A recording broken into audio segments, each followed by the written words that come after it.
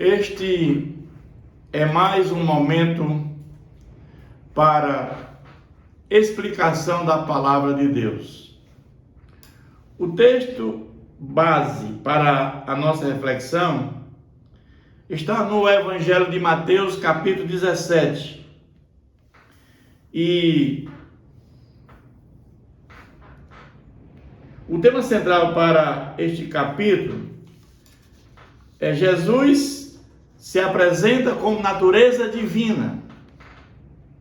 Nós sabemos que quando Jesus esteve entre nós, quando o Verbo se fez carne e habitou entre nós, Jesus tinha duas naturezas, humana e divina.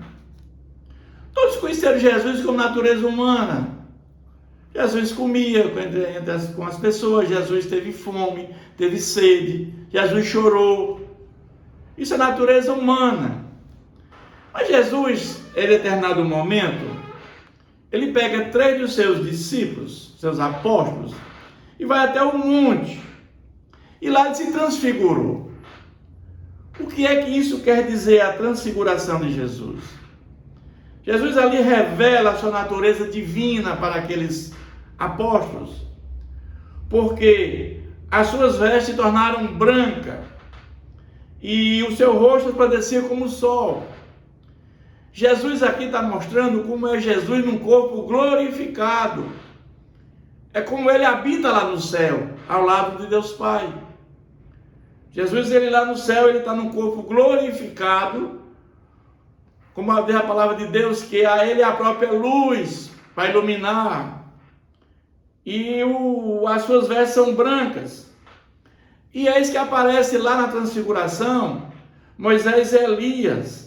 Moisés representava a lei e Elias os profetas. Jesus ali está dizendo que a lei e os profetas agora deveriam dar lugar a ele, a Jesus. Porque a lei era um jugo muito pesado. Jesus agora, ele traz um jugo suave para nós. Porque tudo aquilo do judaísmo, da lei mosaica, é transformado em 2 mandamentos: amar a Deus e amar ao próximo. Torna leve caminhar com Jesus. Então Jesus aqui, ele dá a entender a sua natureza divina na transfiguração. E aí eles escutam quando Deus disse: esse é meu filho amado, a quem me comprazo, a quem eu amo. Mas aí eles... Jesus pede para eles que a ninguém conte essa visão que eles tiveram sobre o Jesus glorificado.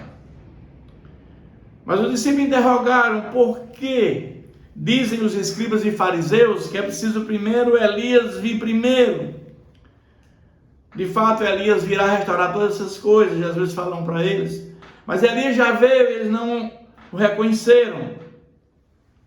E Elias, eles entenderam que era João Batista, que tinha os mesmos procedimentos, as atitudes que Elias tinha com relação a vestimentas e com relação à comida.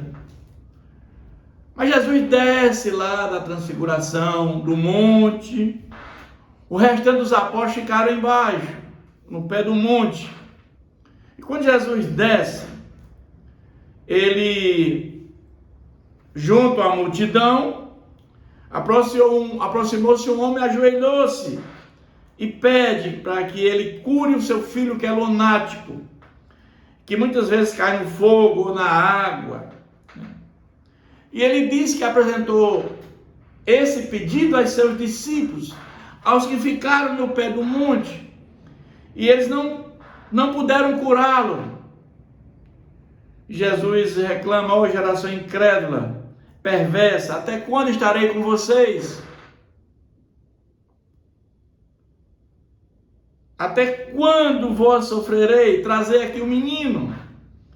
Ele trouxe o menino, naquela hora o menino ficou curado. Então os discípulos, eles perguntaram a Jesus por que eles não tiveram, qual foi o motivo que eles não tiveram para expulsar aquilo que estava naquela criança. Jesus disse que por causa da pequenez da sua fé, se tivesse o fé do tamanho de um grão de mostarda, que é o grão menor que existe na face da terra, seria capaz de fazer aquilo. Mas aquilo só é possível através da oração e jejum. Então nós temos 3 coisas básicas para a nossa comunhão com Deus. Primeiro é a palavra de Deus. Nós temos que entender, compreender, estudar a palavra de Deus. A Bíblia não é para ser lida. A Bíblia é para ser estudada, porque ela se complementa. Jejum e oração são 2 ferramentas para vencer as dificuldades deste mundo. Jesus mais uma vez prediz a sua ressurreição e morte para os apóstolos.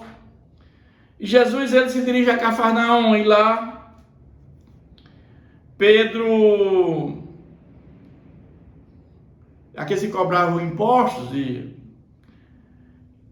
ele pergunta: não paga o vosso mestre as suas dracmas, seus impostos ou tributos?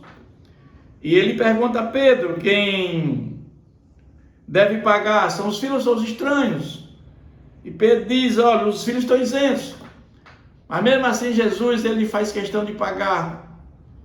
E ele mostra mais uma vez o poder sobre a natureza. Ele manda Pedro pescar um peixe, o primeiro peixe que ele pescar, tira da boca do teu peixe um estáter, que era uma moeda, e entrega por mim e por ti. Então Jesus ele manda Pedro ir lá pegar aquele peixe. Naquele peixe existia uma moeda. Jesus está mostrando o seu poder, que ele é o Deus, que ele é o Deus encarnado, ele é o Todo-Poderoso. Com isso ele conclui esse capítulo 17, fazendo essas maravilhas enormes no meio do povo. Que Deus continue nos abençoando.